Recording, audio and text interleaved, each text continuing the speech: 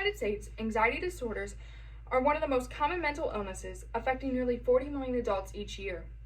While anxiety disorders are relatively treatable, only 37% of the 40 million adults will seek treatment.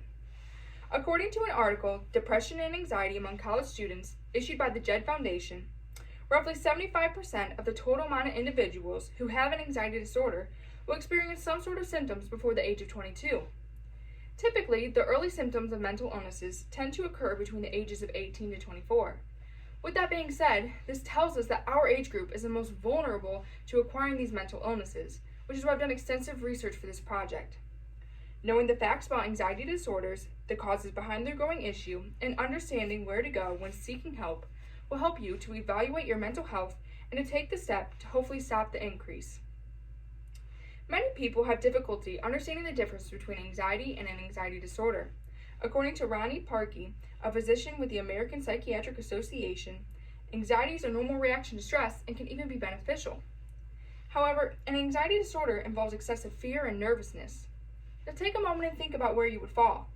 Are you always nervous and feel like something bad is going to happen? Or is it just typical anxiety that comes with a big exam and presentation?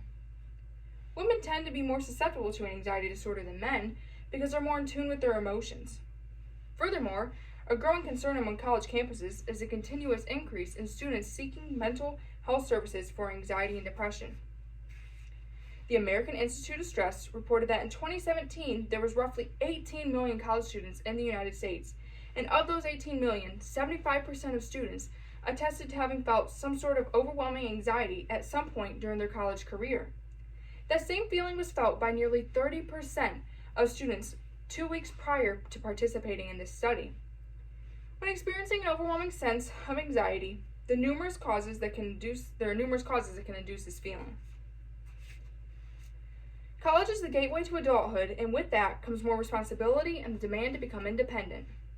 A heavier workload academic-wise, being more involved in extracurricular activities, and potentially holding a job on top of all of that are all common causes of anxiety disorders, as well as having to choose a career that's going to affect the rest of one's life.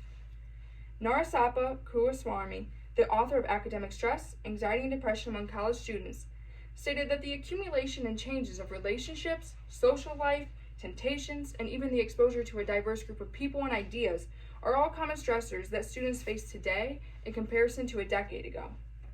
Continuing on, she explained that during the academic year, between 10 to 20% of college students will be suffering from some sort of psychological problem. While it's common for college students to be stressed or have anxiety, nearly 45% of students are resorting to abuse of drinking, binge drinking, and 21% of using drugs. The reason for this is because of stressors or anxiety that these people are trying to suppress. So what can we do to deal with anxiety and maintain our mental health in a positive way? Instead of resorting to unhealthy coping mechanisms, students should seek guidance from someone that they trust.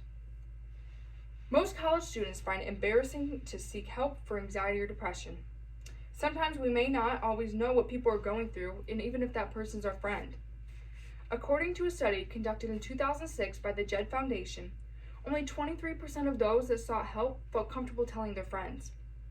Counselors can help students in a multitude of ways, those of which include accurately perceiving reality, enhancing and maintaining social and personal life, as well as achieving academic goals and goals in general. Oftentimes, the symptoms that are associated with mental illnesses are different for everyone and are usually gone unnoticed by others or unacknowledged by the sufferers. By not realizing or downplaying the effect that anxiety is having on one's life can lead to serious medical conditions. These mental illnesses are a real problem and are happening on campus, which is why we should take advantage of the resources here to help prevent and maintain our anxiety. Anxiety should be taken seriously, and no one should feel embarrassed or shameful for seeking a counselor. Indiana State University's Student Counseling Center is located on the second floor of Gillham Hall on 6th Street.